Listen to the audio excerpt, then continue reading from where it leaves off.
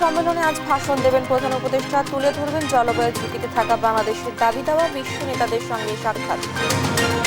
শেখ হাসিনাকে গ্রেফতারি, ইন্টারপোলের red notice জারি, বিষয় প্রসিকিউশনের চিঠি, 4 পুলিশ বিরুদ্ধে ট্রাইব্যুনালে গ্রেফতারি পরোয়ানা। টেকনো ড্রাগসের গর্ভনিরোধক ইনজেকশন নিয়ে ঝুঁকিতে কয়েক লাখ নারী, ভয়াবহ অপরাধ বলছেন বিশেষজ্ঞরা, তদন্ত সাপেক্ষে ব্যবস্থা। সনদ জাল করে 28 বছর ধরে কলেজের অধ্যক্ষ, ষড়যন্ত্র বলে উড়িয়ে দিলেন শফিকুল, ব্যবস্থা নেওয়ার দাবি শিক্ষার্থী অভিভাবকদের।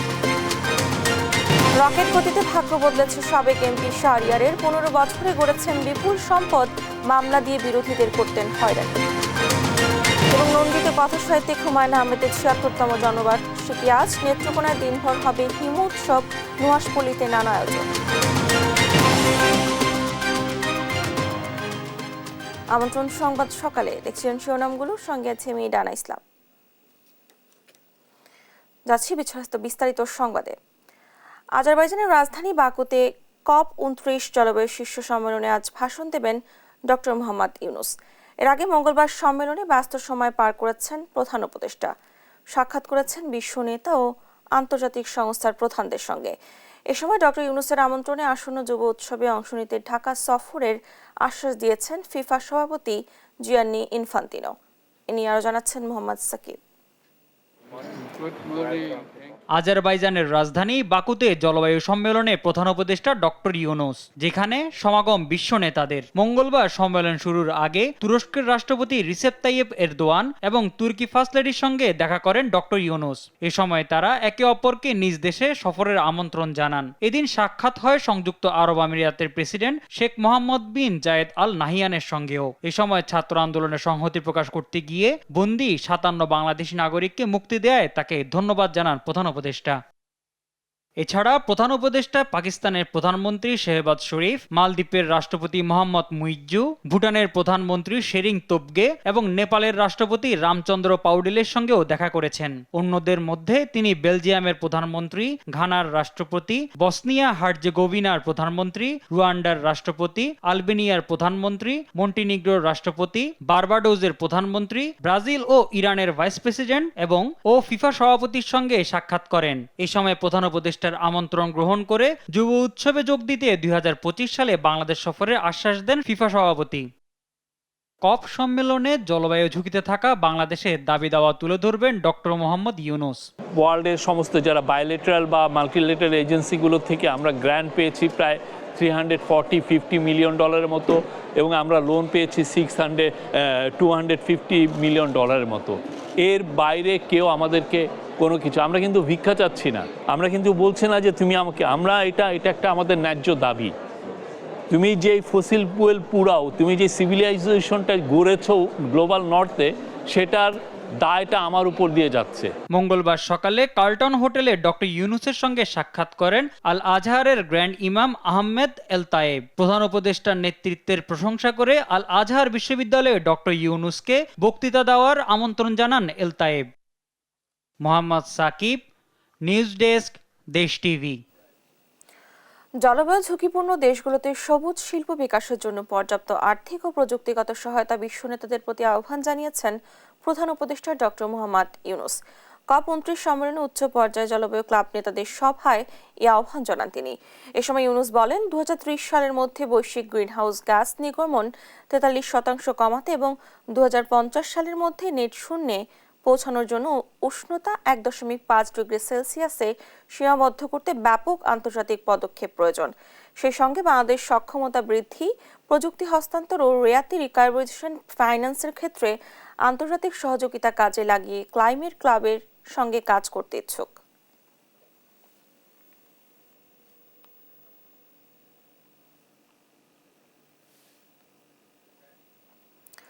জলবায়ু সম্মেলন COP29-এর দ্বিতীয় দিনের সম্মেলনে যোগ দেন বিশ্বের বিভিন্ন দেশের নেতারা। বৈশ্বিক জলবায়ু পরিবর্তনের জন্য নানা প্রতিশ্রুতি দেন তারা। এ সময় গাজায় পরিবেশগত বিপর্যয়ের জন্য ইসরায়েলকে দোষলেন তুরস্কের president Recep Erdogan. Nasrin Akter রিপোর্টে দেখুন বিস্তারিত। জলবায়ু সম্মেলনে যোগ দিতে একে একে জড়ো হন বিভিন্ন দেশের নেতারা, জানান বৈশ্বিক জলবায়ু ইস্যুতে তাদের আশার কথাও। জাতিসংঘের মহাসচিব অ্যান্তনিও গুতেরেস বৈশ্বিক তাপমাত্রা কমিয়ে আনতে সবাইকে ঐক্যবদ্ধ হওয়ার তাগিদ দেন। COP29 জলবায়ু অর্থায়নের দেয়াল ভাঙবে। উন্নয়নশীল দেশগুলো বাকুকে খালি হাতে ফেরাবে না। একটি চুক্তি অবশ্যই প্রয়োজন। আমি আত্মবিশ্বাসী যে আমরা লক্ষ্যে পৌঁছাতে পারব। আমাদের নতুন একটি অর্থনৈতিক উদ্দেশ্য প্রয়োজন। এ সময় জলবায়ু ইস্যুতে আশার আলো দেখিয়েছেন যুক্তরাজ্যের প্রধানমন্ত্রী কেয়ার স্টারমার। 2035 সালের মধ্যে কার্বন নিঃসরণের মাত্রা 81% কমিয়ে আনার লক্ষ্যে কাজ করার কথা জানান তিনি। আমি খুশি এই ঘোষণা দিতে পেরে যে আমরা জলবায়ু মোড়ল হিসেবে নিজেদের খ্যাতি তৈরি করার লক্ষ্যে 2035 এনডিসি টার্গেট নিয়ে কাজ করব, যা কার্বন নিঃসরণের মাত্রা 81% কমিয়ে আনার লক্ষ্যে কাজ করবে। বৈশ্বিক সমস্যা মোকাবেলায় বৈশ্বিক অংশীদারিত্ব প্রয়োজন, যেমনটি আমরা গত কপে একমত হয়েছিলাম। তুরস্কের প্রেসিডেন্ট রিসেপ তাইপ এরদোয়ান গাজায় পরিবেশগত বিপর্যয় সৃষ্টির পেছনে দায়ী করেন ইসরায়েলকে।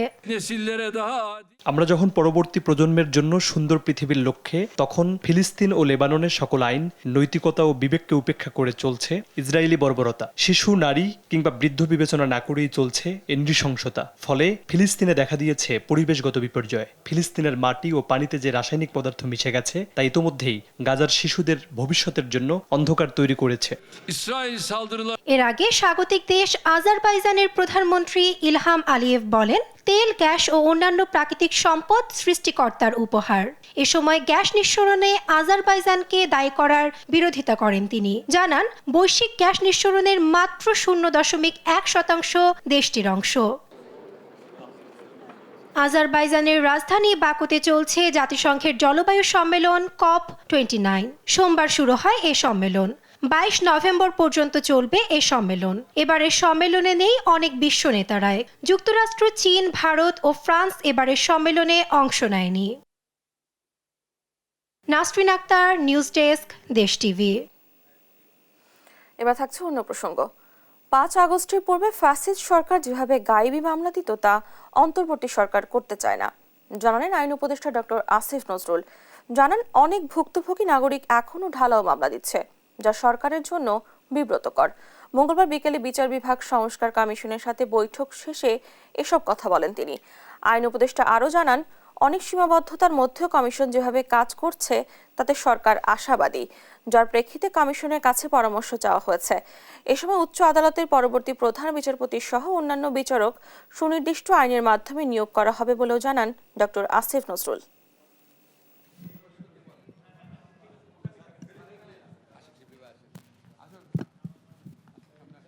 বিগত ফ্যাসিস্ট সরকারের আমলে গায়েবী মামলা হতো, সরকারের পক্ষ থেকে গায়েবী মামলা দিত।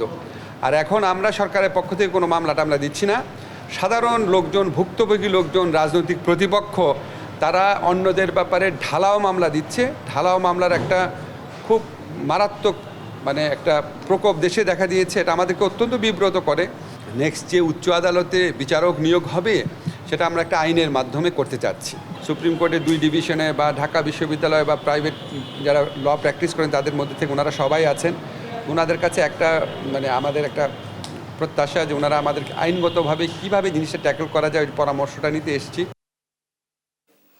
ছাত্র জনতার গণ অভ্যুত্থান দমনে গণহত্যার অভিযোগে পলাতক সাবেক প্রধানমন্ত্রী শেখ হাসিনাকে গ্রেফতারি ইন্টারপোলের রেড নোটিশ জারির বিষয়ে পদক্ষেপ নিতে পুলিশ মহাপরিদর্শককে চিঠি পাঠিয়েছেন চিফ প্রসিকিউটর তাজুল ইসলাম। এদিকে যাত্রাবাড়ির গণহত্যার মামলায় আরও 4 পুলিশ সদস্যের বিরুদ্ধে গ্রেফতারি পরোয়ানা জারি করেছে ট্রাইব্যুনাল। সাবরিনা মজুমদারের প্রতিবেদন।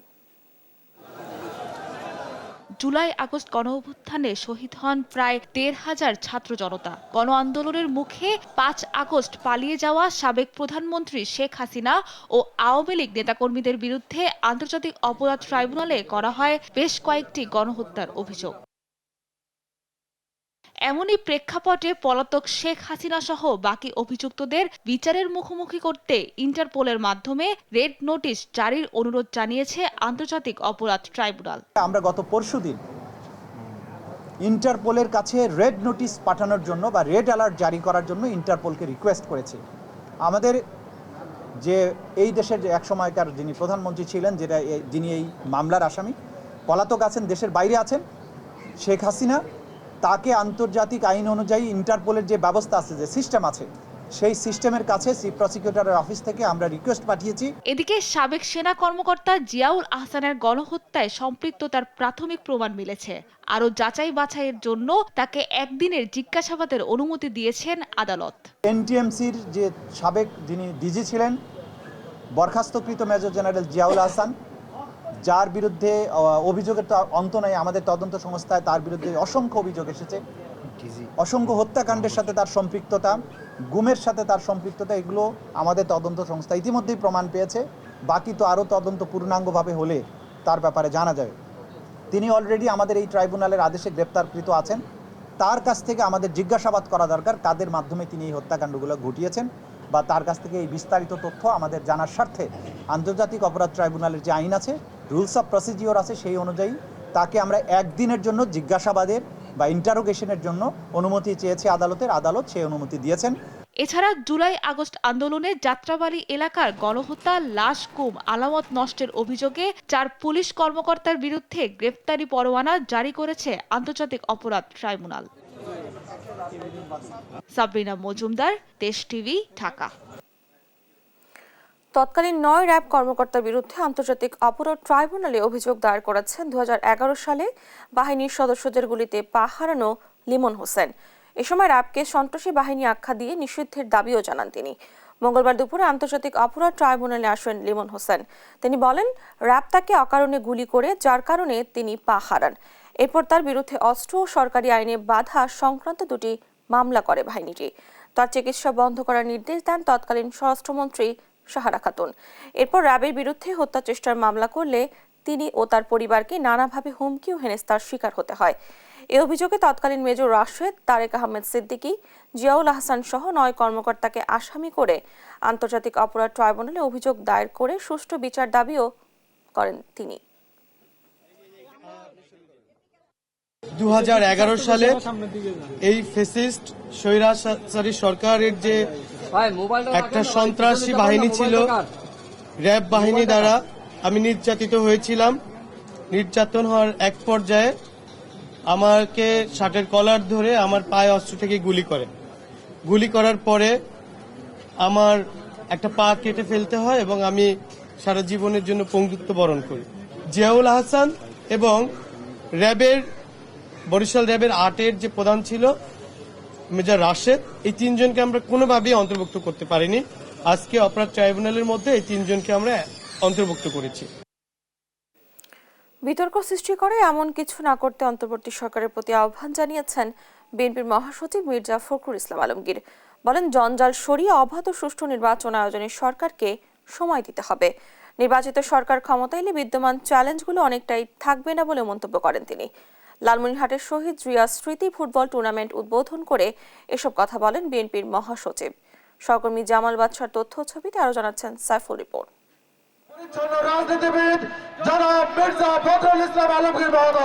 লালমনিরহাটে বড়বাড়ি কলেজ মাঠে শহীদ জিয়া স্মৃতি ফুটবল টুর্নামেন্ট উদ্বোধন করেন বিএনপি মহাসচিব মির্জা ফখরুল ইসলাম আলমগীর। আয়োজন করা হয় মনোজ্ঞ সাংস্কৃতিক অনুষ্ঠানও। উদ্বোধনী বক্তব্যে বিএনপি মহাসচিব বলেন, অন্তর্বর্তী সরকারের কাছে জনগণের প্রত্যাশা অনেক। এই সরকারকে আমি বলছি, আগেই তাকে অন্যান্য সরকারগুলোর মতো দেখতে হবে না, তাদেরকে সময় দিতে হবে যাতে করে তারা অন্তত একটা অবাধ সুষ্ঠু নিরপেক্ষ নির্বাচনের একটা ক্ষেত্র তৈরি করতে পারেন। আমরা যেটাকে বলি লেভেল প্লেইং ফিল্ড তৈরি করতে পারেন এবং মানুষের আশাগুলোকে বাস্তবায়িত করবার একটা ভিত্তি তৈরি করতে পারেন। আমরা আশা করব যে এই অন্তর্বর্তীকালীন সরকার অতি দ্রুত তারা সংস্কার কাজগুলো শেষ করে তারা একটা সকলের কাছে গ্রহণযোগ্য একটি নির্বাচনের ব্যবস্থা করবেন। কারণ নির্বাচন হচ্ছে গেটওয়ে টু ডেমোক্রেসি। আমরা যেখানে যেতে চাই তার প্রধান ফটক হচ্ছে আপনার নির্বাচন। সুতরাং আমরা বিশ্বাস করি যে সমস্ত সংকট আজকে আমরা মোকাবেলা করছি, যে চ্যালেঞ্জগুলো মোকাবেলা করছি, এর অনেকাংশই থাকবে না যদি একটা নির্বাচিত সরকার গঠন করতে পারি, আমরা পার্লামেন্ট নির্বাচনের মাধ্যমে আমরা নিয়ে আসতে পারি। সরকারের কর্মকাণ্ড নিয়েও কথা বলেন তিনি। বিতর্কিত কোনো ব্যক্তিকে এই আপনার অন্তর্বর্তীকালীন সরকারে নেওয়ার ব্যাপারে অবশ্যই যারা আমাদের দায়িত্বে রয়েছে, বিশেষ করে ডক্টর ইউনূস, তাদের এগুলো প্রকার পরে তাদেরকে চিন্তা করতে হবে। এখনো জিনিসপত্রের দাম নিয়ন্ত্রণে করতে পারছে, তেল ডাল লবণ দাম বেড়েছে, এগুলোকে নিয়ন্ত্রণে আনার জন্য চেষ্টা করতে হবে। আর একটু ভিজিবল হতে হবে, সরকার যে কাজ করছে সেটা মানুষকে বোঝার জন্য তাকে সামনে আসতে হবে। এমন কিছু করা সঠিক হবে না যাতে নতুন করে একটা বড় রকমের বিতর্ক সৃষ্টি হয়। ফ্যাসিবাদের জঞ্জাল সরিয়ে অবাধ সুষ্ঠু নির্বাচনের মধ্য দিয়ে জনগণের সরকার প্রতিষ্ঠায় অন্তর্বর্তী সরকার প্রয়োজনীয় ব্যবস্থা নেবে বলেও আশা জানান বিএনপি মহাসচিব। সবাই মুহূর্তের মধ্যে ভাবছেন 3 মাসেই সমস্ত কিছু সুন্দর হয়ে যাবে, এত সোজা তো নয়। একটা ধ্বংস ক্ষেত্র থেকে ধ্বংসযজ্ঞ থেকে একটা বের করে নিয়ে আসা। সাইফুল রিপন, দেশ টিভি, ঢাকা।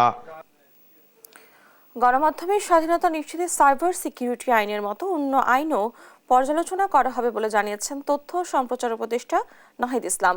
মঙ্গলবার বিকেলে সচিবালয়ে গণমাধ্যম মালিক ও সিনিয়র সাংবাদিকদের সঙ্গে মতবিনিময় সভা শেষে তিনি বলেন, গণমাধ্যম সংস্কার কমিশন রূপরেখা তৈরি করবে। সরকারও দেশবিরোধী অপপ্রচার প্রতিরোধ ও বিগত সরকারের অনিয়ম দুর্নীতি তুলে ধরতে গণমাধ্যমের প্রতি আহ্বান জানান উপদেষ্টা। জানাতুল মোহনার প্রতিবেদনে বিস্তারিত। অন্তর্বর্তী সরকার দায়িত্ব নেয়ার পর এই প্রথম দেশের টেলিভিশন চ্যানেল মালিক ও তাদের প্রতিনিধিদের সাথে বৈঠকে বসে তথ্য মন্ত্রণালয়। মঙ্গলবার দুপুরের পর সচিবালয়ে অনুষ্ঠিত এই বৈঠকে সভাপতিত্ব করেন তথ্য উপদেষ্টা নাহিদ ইসলাম। টেলিভিশন চ্যানেলগুলোর মালিক ও প্রতিনিধিরা এতে উপস্থিত ছিলেন। এ সময় উপদেষ্টা বলেন, গণমাধ্যমের স্বাধীনতা নিশ্চিতে সাইবার সিকিউরিটি আইনের মতো অন্য আইনও পর্যালোচনা করা হবে। এ লক্ষ্যে গণমাধ্যম সংস্কার কমিশন রূপরেখা তৈরি করবে। আমরা যাতে নিশ্চিত করতে পারি কেউ যাতে বাধা প্রদান করতে না পারে সরকারের জায়গা থেকে, তো সেটার জন্য গণমাধ্যম সংস্কার কমিশন কাজ করবে। গণমাধ্যম সংস্কার কমিশন মূলত বিভিন্ন পক্ষের সমন্বয়েই গঠিত এবং বিভিন্ন পক্ষের সুপারিশ ক্রমেই কিন্তু আসলে এখানে একটি রূপরেখা তৈরি করবে। কোনো কিছুই আসলে উপর থেকে চাপিয়ে দেওয়া হবে না। সরকার ও বাংলাদেশের বিরুদ্ধে দেশে ও বিদেশে অপপ্রচার চালানো হচ্ছে অভিযোগ করে প্রকৃত সত্য তুলে ধরতে বলেন তিনি। অপপ্রচার কিন্তু শুধু সরকারের বিরুদ্ধে নেই, বরং বাংলাদেশের বিরুদ্ধে। তাই এই অপপ্রচারকে কাউন্টার দেওয়ার জন্য বাংলাদেশকে নিয়ে যেই অপপ্রচার হচ্ছে এবং প্রকৃত সত্যটাকে তুলে ধরার জন্য আমাদের কিন্তু সরকার সহ গণমাধ্যমের সংশ্লিষ্ট সকলকে ঐক্যবদ্ধভাবে আসলে কাজ করতে হবে। বিভিন্ন গণমাধ্যম কর্মীদের বকেয়া বেতন ভাতা মালিকদের পরিশোধ করতে নির্দেশ দেন নাহিদ ইসলাম। এখানে আমরা মালিক পক্ষের কাছে আহ্বান জানিয়েছি যাতে সাংবাদিকদের যে বেতন সেটা যাতে যথাসময়ে তাদেরকে এটা পূরণ করা হয়। এছাড়া জঞ্জাল পরিষ্কার করার জন্য অনেক সাংবাদিকের অ্যাক্রেডিটেশন কার্ড বাতিল করা হচ্ছে বলে জানান নাহিদ ইসলাম। তবে কেউ যদি চায় আপিল করার সুযোগ আছে বলেও জানান তিনি। চিন্তার কোনো কারণ নেই। জান্নাতুল মোহনা, দেশ টিভি, ঢাকা। টেকনো ড্রাগসের গর্ভনিরোধক ইনজেকশন নিয়ে ঝুঁকিতে পড়েছেন কয়েক লাখ নারী। সারা দেশে টেকনো ড্রাগসের 70 লাখ ইনজেকশন সরবরাহের চুক্তি করে পরিবার পরিকল্পনা অধিদপ্তর। জনস্বাস্থ্য বিশেষজ্ঞরা বলছেন, ইনজেকশন নির্ধারিত মাত্রায় কম থাকায় ভয়াবহ স্বাস্থ্য ঝুঁকিতে পড়বে নারীরা। ভয়াবহ অপরাধ বলছেন বিশেষজ্ঞরা। অধিদপ্তর বলছে, তদন্ত সাপেক্ষে শিগগিরই ব্যবস্থা নেওয়া হবে। হাসান মাহমুদের রিপোর্ট। টেকনো ড্রাগসের এই গর্ভনিরোধক ইনজেকশনটি উপজেলা পর্যায়ে মাসে প্রায় 7 লাখ প্রয়োগ করে পরিবার পরিকল্পনা অধিদপ্তর। ওষুধ প্রয়োগের আগে জামালপুর, নওগাঁ, মানিকগঞ্জ সহ বেশ কিছু জায়গায় ওষুধ নির্ধারিত পরিমাণের চেয়ে কম পায় এমন অভিযোগে স্বাস্থ্য কর্মকর্তারা চিঠি পাঠায় অধিদপ্তরে। শর্ত অনুযায়ী টেকনো ড্রাগসের গর্ভনিরোধক এই ইনজেকশনে 1.1 মিলি ওষুধ থাকার কথা, কিন্তু ইনজেকশনে পরিমাণ কম পায় মাঠ পর্যায়ের কর্মীরা। নির্ধারিত পরিমাণের চেয়ে কম থাকার ঘটনাকে গুরুতর অপরাধ বলছেন জনস্বাস্থ্য বিশেষজ্ঞরা। এই ইনজেকশন নির্ধারিত মাত্রার চেয়ে কম প্রয়োগে দেখা দিতে পারে শারীরিক ও হরমোনাল বিশেষ জটিলতা। কোন মাত্রায় মানুষের শরীরে নিরাপদ এবং সঠিক ফল লাভ করা যায় সেটি নির্ধারণ করা হয়। তার মানে সেই মাত্রা থেকে কম দেয়া মানে কি, সেই কাজটি হবে না। দ্বিতীয়ত, এই যে অল্প মাত্রার যে ওষুধটি গেল, শরীরে কী কী প্রতিক্রিয়া তৈরি করবে সেটিও তো অজানা। এবং এমনও হতে পারে, এমন কিছু ঘটনা ঘটতে পারে যে নারীর শরীরে এটা দেওয়া হয়েছে তার জীবনটাই বদলে যেতে পারে। এসব ওষুধ মাঠ পর্যায়ে সরবরাহের আগে অনুমোদন নিতে হয় ওষুধ প্রশাসন অধিদপ্তরে। নমুনা পরীক্ষার ফলাফলে কাগজে কলমে সমান দেখিয়ে সরবরাহের অনুমতি দেয় তারা। তবে ঠিক কেন কম থাকার অভিযোগ তা খতিয়ে দেখা হবে বলে জানান ওষুধ প্রশাসন অধিদপ্তরের কর্মকর্তারা। একটা ব্যাচে তো প্রচুর পরিমাণে থাকে, তো ব্যাচের মধ্যে থেকে আমরা ব্যাচ ওয়াইজ স্যাম্পলিং করা হয়। তো সুতরাং তাদের যদি আমার মনে হয় কোনো অভিযোগ থেকে থাকে তাহলে আমাদের কাছে আবার ডিজিডি এর কাছে ল্যাবের কাছে রিকোয়েস্ট লেটার পাঠাইতে পারে যে এইগুলো আমাদের কাছে সন্দেহজনক মনে হচ্ছে, আপনারা আবার একটু চেক করে দেখেন, তখন আমরা আবার রিটেস্ট করার। এমন অভিযোগ উঠলে মাঠ পর্যায়ে ওষুধ প্রয়োগ বন্ধ করে ডিপোতে পাঠানোর নির্দেশ দিয়েছে পরিবার পরিকল্পনা অধিদপ্তর। অভিযোগ প্রমাণ সাপেক্ষে সংশ্লিষ্ট টেকনো ড্রাগসের বিরুদ্ধে ব্যবস্থা নেওয়ার কথা জানান অধিদপ্তরের মহাপরিচালক। আমরা জামালপুর যে খবর পাওয়ার পরে আমরা এটাকে পরীক্ষা করি, আমরা দেখি যে সত্যতা রয়েছে, কারণ দেখা যাচ্ছে যে হয়তো সবই আসছে, এর মধ্যে কিছু কিছু কম পাওয়া যাচ্ছে, সব কিন্তু না। তো এই বিষয়ে আমরা জানার সঙ্গে সঙ্গে যারা সাপ্লাই তাদেরকে আমরা চিঠি দিয়েছি। কম থাকার কথা স্বীকার করলেও তা খুবই সামান্য বলে দাবি করেন টেকনো ড্রাগসের নির্বাহী পরিচালক। ভেরি সিগনিফিক্যান্ট অ্যামাউন্ট না এটা, মানে একদমই এমনও না যে সিগনিফিক্যান্ট, মানে কি এটা আসলে নেগলিজেবল অ্যামাউন্টই বলা যায়, বাট তারপরেও একটাও হওয়ার কথা না। ইনজেকশন প্রয়োগে গুরুতর এমন অবহেলা কোনো দপ্তরই এড়াতে পারে না বলে মনে করছেন জনস্বাস্থ্য বিশেষজ্ঞরা। হাসান মাহমুদ, দেশ টিভি, ঢাকা। ডিগ্রি পাশের আগেই শফিকুল ইসলাম হয়েছেন কলেজের অধ্যক্ষ। নিয়োগে এমন জালিয়াতি হয়েছে বামনা হলতা ডুয়াতলা ওয়াজেদ আলী খান ডিগ্রি কলেজে। শিক্ষা অধিদপ্তর সার্টিফিকেট জালিয়াতির প্রমাণ পেলেও শপথে 28 বছর ধরে বহাল তিনি। অভিযোগ আছে স্থানীয় আওয়ামী লীগ নেতাদের প্রভাব খাটিয়েই পদে বহাল ছিলেন। রিয়াজ আহমেদ মুসার প্রতিবেদন, জানাচ্ছেন আল মাহমুদ ফাহিম। বরগুনার বামনা হালতা ডৌয়াতলা ওয়াজেদ আলী খান ডিগ্রি কলেজ 1998 সালে স্নাতকোত্তর সার্টিফিকেট দিয়ে কলেজটির অধ্যক্ষ হন মোহাম্মদ শফিকুল ইসলাম। তবে দেশ টিভির হাতে আসা শিক্ষা অধিদপ্তরের এক তদন্ত প্রতিবেদন বলছে তিনি ডিগ্রি পাশ করেছেন 2001 সালে, অর্থাৎ ডিগ্রি পাশ করার আগেই সার্টিফিকেট জালিয়াতির মাধ্যমে হয়েছেন অধ্যক্ষ। 28 বছর ধরে অধ্যক্ষ পদে বহাল থাকেন শফিকুল ইসলাম। বিষয়টা ধরা পড়ে রেজিস্ট্রেশন নাম্বার মিলাতে গিয়ে, যে রেজিস্ট্রেশন নাম্বারের সনদ দিয়ে উনি চাকরি করছিলেন সেই রেজিস্ট্রেশন মূলত AKM শফিকুল ইসলাম নামে ওনার জনৈক বন্ধু। তিনি 2005 সনে রিজাইন করে চলে গিয়েছেন। এখন আবার শুনি তিনি স্বপদে তিনি আবার ফিরে আসছেন। আসলে কিভাবে আসছেন এটা আমরা আসলে আর কি জানি না। এরই মধ্যে বিষয়টি নিয়ে উদ্বেগ প্রকাশ করেছে দুর্নীতি দমন কমিশন। খতিয়ে দেখতে বলেছেন উপজেলা প্রশাসনকে, যদিও এটিকে ষড়যন্ত্র বলে উল্লেখ করে অভিযোগ উড়িয়ে দেন শফিকুল।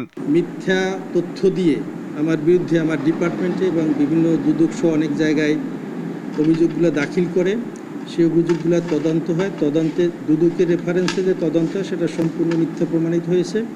উপজেলা নির্বাহী কর্মকর্তা জানান, শিক্ষা অধিদপ্তর সহ একাধিক তদন্তে তার জালিয়াতির বিষয়টি স্পষ্টত প্রমাণ হলেও প্রভাবশালীদের সহায়তায় উচ্চ আদালতে রিট করে ব্যবস্থা নেওয়া থেকে বাধা তৈরি করে রেখেছে অভিযুক্ত অধ্যক্ষ। জনবল কাঠামো এবং এমপিও নীতিমালা 1995 এবং শিক্ষা মন্ত্রণালয়ের 7/2/2001 তারিখের যে স্মারক, সেই স্মারক অনুযায়ী দেখা যাচ্ছে যে জনাব মোহাম্মদ শফিকুল ইসলামের প্রভাষক ইংরেজি হওয়ার তার কাম্য শিক্ষাগত যোগ্যতা ছিল না। এই বিষয়টি তদন্ত সাপেক্ষ বিষয় এবং এটি আসলে যেহেতু উচ্চ আদালতে যেহেতু এটা হাইকোর্টে মামলা রয়েছে, আমার মনে হয় যে এই বিষয়টি হাইকোর্ট থেকেই এটা সমাধান হবে। তো সেক্ষেত্রে যারা সংশ্লিষ্ট কর্তৃপক্ষ রয়েছে তারা এই বিষয়ে তার ব্যবস্থা নেবে।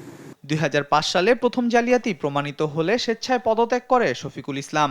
পরে 2009 সালে আওয়ামী লীগ ক্ষমতায় এলে শেখ হাসিনার ঘনিষ্ঠ আনোয়ার হোসেন মজনু খান ও সেলিনা হোসেনের রাজনৈতিক ক্ষমতা ব্যবহার করে অবৈধভাবে আবার অধ্যক্ষ হন তিনি, যা শিক্ষা অধিদপ্তরের তদন্তেও উল্লেখ রয়েছে। জালিয়াতির আশ্রয় নিয়ে শিক্ষকতার মতো পেশায় যুক্ত হওয়ায় শফিকুলের বিরুদ্ধে কঠোর ব্যবস্থা নেওয়ার দাবি শিক্ষার্থী ও অভিভাবকদের। নিউজ ডেস্ক, দেশ টিভি।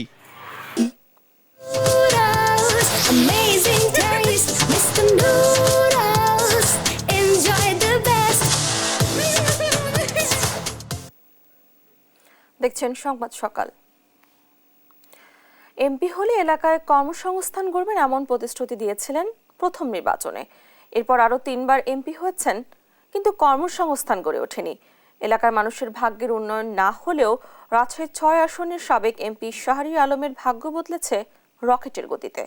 মাত্র 15 বছরে গড়েছেন বিপুল সম্পদ। ক্ষমতার দাপটে নামমাত্র মূল্যে কিনেছেন দেশের বিভিন্ন জেলায় জমি। বিরোধী দলের নেতারা ছিলেন মিথ্যা মামলা দিয়ে হয়রানি করছেন নিজ দলের নেতাকর্মীদেরও। বিস্তারিত ডেস্ক রিপোর্টার। ব্যবসায়ী পরিচয়ে 2008 সালে প্রথম আওয়ামী লীগের মনোনয়নে নির্বাচন করেন শাহরিয়ার আলম। সে সময়ের হলফনামা আর 2024 সালের নির্বাচনে দেয়া হলফনামায় সম্পদের যে চিত্র তা ভয়াবহ। গেল 15 বছরে তার সম্পদ বেড়েছে রকেট গতিতে। আওয়ামী লীগের এমপি হয়ে গড়ে তোলেন Barind medical college, Barind nursing institute সহ একাধিক প্রতিষ্ঠান। নিজের সাম্রাজ্য ছাড়িয়েছেন নাটোর, রাজশাহী, ঠাকুরগাঁও ও লালমনিরহাট এলাকাতেও। একদিকে গড়েন সম্পদ, অন্যদিকে মিথ্যা মামলা দিয়ে নির্যাতন চালিয়েছেন বিরোধীদের উপর। এ হয়রানি থেকে বাদ যাননি দলীয় নেতাকর্মীরাও। আমি 8 বিঘি সম্পত্তি নষ্ট করেছি, বিক্রি করে আমার এই মামলা মোকদ্দমায় চালাইছি। এখনো আমার একটা মামলা পেন্ডিং আছে, 2টো মামলা নিষ্পত্তি হয়েছে। পায়ের লিগারমেন্ট কেটে যায়, হাতের লিগারমেন্ট কাটে, সবকিছু পরে এদের নির্যাতনের একটা সীমা শেষ হয় না। আমি যখন অসুস্থ তখন মেডিকেলে ছিলাম, মেডিকেলের বেডে যখন ছিলাম তখন আমার নামে মামলা দেয়, একাধিক মামলা। শাহরিয়ার আলমের দখলদারিত্বের প্রতিবাদ করে নির্যাতনের শিকার হয়েছেন চারঘাট বাগার অসংখ্য মানুষ। আগে ভয়ে মুখ না খুললেও এখন অনেকেই তার দুর্নীতি, অনিয়ম নিয়ে কথা বলছেন। বিশাল বড় একটা বাগান আছে, মানে 8 বিঘির প্লট আছে। সেই জমিটা আসলে শাহরিয়ার আলম মানে ওখানে জনগণের কাছ থেকে মেরে আর কি জমিটা দখল করে রাখছে। বিচারের আওতায় নিয়ে এসে তাদের বিচার করা, একটা দৃষ্টান্তমূলক শাস্তি, এটা অবশ্যই আমরা সুজনের পক্ষ থেকে এটা চাই। নাগরিক সমাজের প্রতিনিধিরা বলছেন, জবাবদিহি না থাকায় এমপি হয়েই সম্পদ বাড়ছে রকেট গতিতে। অবৈধ সম্পদধারীদের বিরুদ্ধে আইনের সুশাসন নিশ্চিত করা গেলে এসব দুর্নীতি রোধ করা সম্ভব। এটাকে তারা ইনভেস্ট মনে করেছে যে 5 বছর পরে আমার এই সম্পদটাকে অন্তত দ্বিগুণ করতে হবে। কিন্তু আমরা দ্বিগুণ দেখি না, দ্বিগুণ দেখলেও হয়তো জনগণ একটা সহ্যের সীমায় পৌঁছাতো, কিন্তু এরপরে দেখা যাচ্ছে সম্পদের পরিমাণ 5 গুণ, 10 গুণ, এমনকি 100 গুণও বেড়ে গেছে। আইন এমনভাবে কার্যকরী করতে হবে যাতে করে সেবকরা সেবকই থাকেন এবং চিরতরে এই অর্থ লোপাট করার প্রচেষ্টা চেয়ারে বসেই সেটি বন্ধ করা যায়। 5 আগস্টের পর থেকে আত্মগোপনে সাবেক পররাষ্ট্রমন্ত্রী শাহরিয়ার আলম। তাই এসব নির্যাতন, অনিয়ম, দুর্নীতির অভিযোগের বিষয়ে তার বক্তব্য পাওয়া যায়নি। তবে বর্তমানে তার অবস্থান রাশিয়ায়, বলছেন ঘনিষ্ঠজনরা। নিউজ ডেস্ক, দেশ টিভি। বাংলা সাহিত্যে নন্দিত কথা সাহিত্যিক হুমায়ুন আহমেদের 76তম জন্মবার্ষিকী আজ। 1948 সালে 13 নভেম্বর নেত্রকোনায় জন্মগ্রহণ করা হুমায়ুন আহমেদ ঔপন্যাসিক, ছোট্ট গল্পকার, গীতিকার, নাট্যকার, চলচ্চিত্র পরিচালক হিসেবে প্রতিটি ক্ষেত্রেই ছিলেন জনপ্রিয়তার শীর্ষে। 2012 সালের 19 জুলাই তিনি আমেরিকার একটি হাসপাতালে চিকিৎসাধীন অবস্থায় মারা যান। এ নিয়ে আরও জানাচ্ছেন NI নাহিদ।